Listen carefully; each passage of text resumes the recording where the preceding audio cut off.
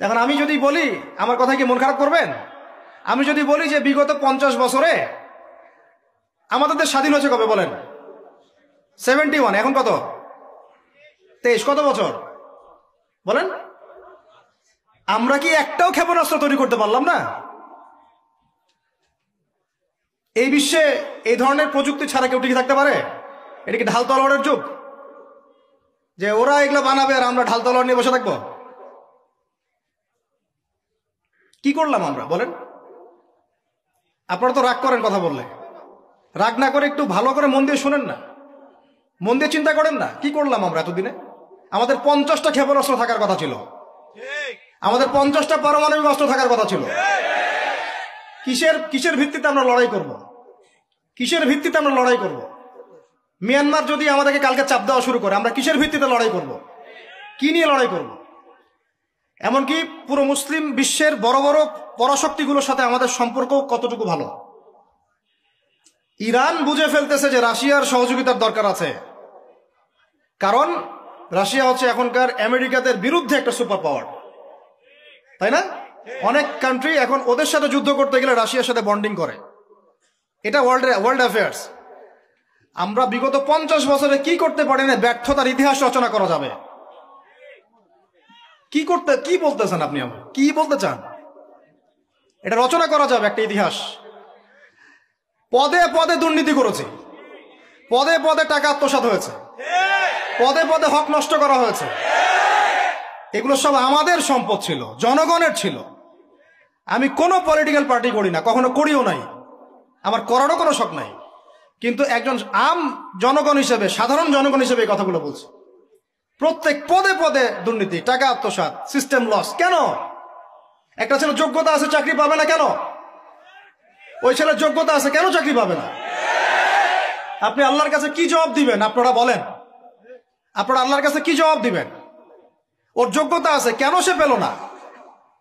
কেন একটা গভর্নমেন্ট প্রতিষ্ঠানের মধ্যে পদে পদে আমাকে ফাইল ট্রান্সফার করতে হবে, সবাইকে টাকা খাওয়াতে হবে কেন?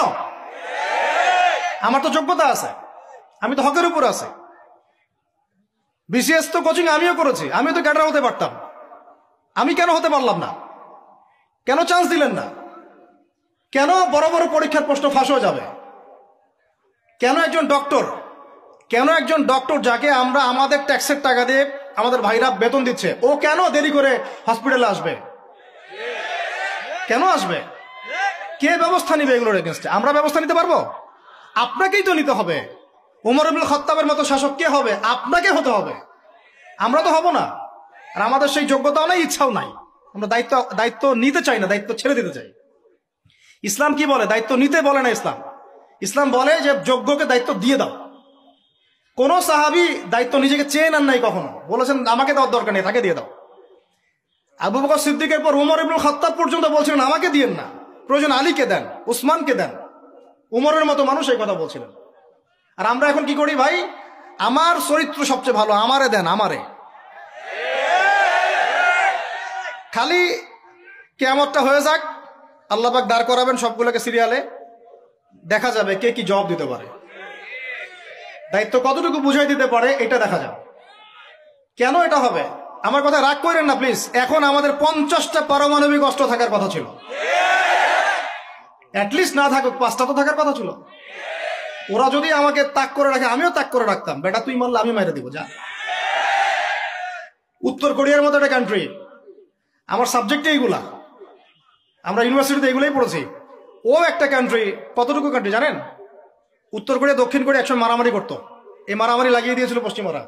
পরে উত্তর কোরিয়ার প্রেসিডেন্ট ওই বলয় থেকে বের হয়ে যায়, বলয় থেকে বের হয়ে চায়নার সাথে বন্ডিং শুরু করে, রাশিয়ার সাথে বন্ডিং শুরু করে ওদের সাপোর্টে সে আস্তে আস্তে আস্তে নিউক্লিয়ার ডিভাইসগুলো তৈরি করা শুরু করেছে। করার পরে এখন এই মাত্র বেশি না, 20 থেকে 25 বছরে ওরা এমন একটা জায়গায় চলে গেছে, খাইতে পারুক না পারুক পারমাণবিক বোমা একদম তাক করে রেখে দিয়েছে। পশ্চিমারা ওখানে নাক গলাতে পারে না, ও নাক গলাতে পারে আমার কাছে এসে, আমাকে বলে স্যাংশন দিবে, আমাকে বলে তোমাকে ভিসা নীতি বাতিল করে দিব। আমাকে বলতে পারে, ওকে বলতে পারবে না তো, কারণ ওর কাছে ওইরকম অস্ত্র আছে, দিবে একটা মাইরা, যা বেটা। ওর পার্ল হারবার আছে সামনে জাপানের ওখানে। কারণ এটা এমন একটা বিষয় যে একটা যদি সে মারে, আর এও তো একটা মারতে পারবে। একটা বোমা পড়লে পুরো জাতি একদম মুহূর্তের মধ্যে ছাই হয়ে যাবে, ছাই হয়ে যাবে, ছাই। এজন্য এটা যুদ্ধ এত সহজে কেউ যেতে যাবে না। এটা হচ্ছে একটা মনস্তাত্ত্বিক শক্তি যে আমার কাছে আছে, তুই মারলে কিন্তু আমি মারতে পারি। এই মনস্তাত্ত্বিক শক্তিটাই দরকার ছিল, এখন নাই। আর ভাই এগুলো আমাদেরও তো অনেক দোষ, সব কিছু তো আমরা মানুষের উপর চাপাই দিয়ে বসে থাকি। আমরা যখন অ্যানালাইসিস করতে বসি সবাই মনে হয় যে বিজ্ঞ পণ্ডিত, কিন্তু আপনি তো দায়িত্ব নিয়ে সামনে আসছেন না, আপনি তো পড়াশোনা করে উপরে আসছেন না, আপনি তো জ্ঞান অর্জন করে মানুষকে বোঝানোর চেষ্টা করছেন না। আমরা তো আমাদের দায়িত্ব পালন করছি না, করছি কি? আল্লাহ পাক আমাদের সবাইকে বিচক্ষণ হওয়ার তৌফিক দান করুন। কয়টা সায়েন্টিস্ট তৈরি হয়েছে আমাদের, বলেন কয়টা সায়েন্টিস্ট তৈরি হয়েছে আমাদের জাতির মধ্যে? নাস্তিক তো ভুরি ভুরি তৈরি হচ্ছে। কয়টা সায়েন্টিস্ট তৈরি হয়েছে আমাদের ইউনিভার্সিটিগুলোর মধ্যে? কয়জন অর্থনীতিবিদ তৈরি হয়েছে ইউনিভার্সিটিগুলোর মধ্যে? আমিও তো পড়েছি ইউনিভার্সিটি। ছেলে মেয়ে একসাথে বসে গাল গল্প করে, চীনা বাদাম খায়, কোনো সময় স্যার আর ছাত্রীর প্রেম হয়ে যায়। আমি বলছি না কিছুই হয় না, পড়াশোনা তো হয়, সিস্টেম তো অনেক সুন্দর, টাকা পয়সাও সরকারি অনেক খাচ্ছেন আপনারা। কিন্তু এখন কথা হচ্ছে গভর্নমেন্টের যে এত টাকা পয়সা খাচ্ছেন, রেজাল্টটা কি দিচ্ছেন? কি জাতি উপহার দিচ্ছেন আপনারা? কোন প্রজন্ম উপহার দিচ্ছেন? এগুলো কি গভর্নমেন্ট টাকা আপনারা কি মনে করেন? এই ট্যাক্সের টাকাকে কি মনে করেন? এগুলো মানুষের আমানত, রক্ত ঘাম করা পয়সা। আপনাকে বেতন দেওয়া হচ্ছে, আপনাকে ফ্ল্যাট দেওয়া হচ্ছে, আপনাকে গাড়ি দেওয়া হচ্ছে, ওগুলোর দিকে তো চোখ দেন না। আমরা একটা এক্স করোলা গাড়িতে চললেই একদম নজরদারির মধ্যে চলে আসি। গাড়ি কোত্থেকে আসলো? আমার গাড়ির দাম তো 6 লাখ টাকা না 7 লাখ টাকা, আপনার গাড়ির দাম তো 50 লাখ টাকা। আর এইগুলো আমাদেরকে মানুষ ভালোবেসে হাদিয়ে দিয়েছে। আপনাকে ভালোবেসে না দিলে আমি কি করতে পারি? আমার কিছু করার আছে? তো মূল জায়গাগুলো তো আমরা দেখি না। সব সমস্যা ইসলামকে নিয়ে চুলকানি নাকি? খালি ইসলামকে নিয়ে চুলকানি হয়? মূল জায়গায় আসেন। আমি বলেছি, চ্যালেঞ্জ করেছি, একটা মাঠের মধ্যে আপনি সমস্ত সেকুলার মহলের টিচারদেরকে একত্রিত করেন। আপনি উদ্যোগ নিয়ে করেন দেখি, করে সবার কোরআন তেলাওয়াত টেস্ট করেন। আমি চ্যালেঞ্জ করতেছি 10% কোরআন তেলাওয়াত ঠিক থাকবে না। তাদের হাতে আপনি একটা জাতি করতেছেন, তাহলে শিক্ষা তো এই অবস্থা হবেই। ব্যাংলাপ তো আপনাকে শিখাবে, আর কি শিখাবে? ইসলাম এবং জেনারেল শিক্ষা, ইসলামী শিক্ষা, এইটাকে সমন্বয় করাটা এখন সময়ের দাবি হয়ে গেছে। এই দুটাকে সমন্বয় না করতে পারলে আল্লাহর কসম এই জাতিকে বাঁচাতে পারবেন না আপনি। এখন টিকটক দেখতেছেন, সামনে কোন টক আসবে আল্লাহ ভালো জানে, আল্লাহ ভালো জানে। এখানে আপনার ঘরেও তো দেখবেন যে একটা অপদার্থ পয়দা হয়ে গেল। কত এরকম ছেলে তার বাবা মাকে বৃদ্ধাশ্রমে পাঠিয়ে দিল, সন্তানের হাতে মা খুন হলো। এই তো কয়দিন আগে এক পুলিশ অফিসার খুন হয়েছিল এক সন্তানের হাতে, মনে নাই আপনাদের এগুলা? তাহলে আমরাই তো আমাদের ঘরে সাপ তৈরি করতেছি। ভাববেন না যে এগুলোর ফলে শুধু সমাজে একটা প্রভাব বিস্তার হবে, আমার ঘরে কিছু হবে না, কখনো না। আমিও এফেক্টেড হব, আমার ঘরেও আসবে। এখন আল্লাহ রাব্বুল আলামিনের কাছে খালি দোয়া করতে পারি আমরা, আল্লাহ পাক যেন আমাদেরকে এমন যোগ্য ব্যক্তি উপহার দেন আল্লাহর পক্ষ থেকে। যেই হোক সে XYZ, হুএভার হি ইজ। আমরা কোনো দলের মানুষ না, কোনো পলিটিক্যাল পার্সন না।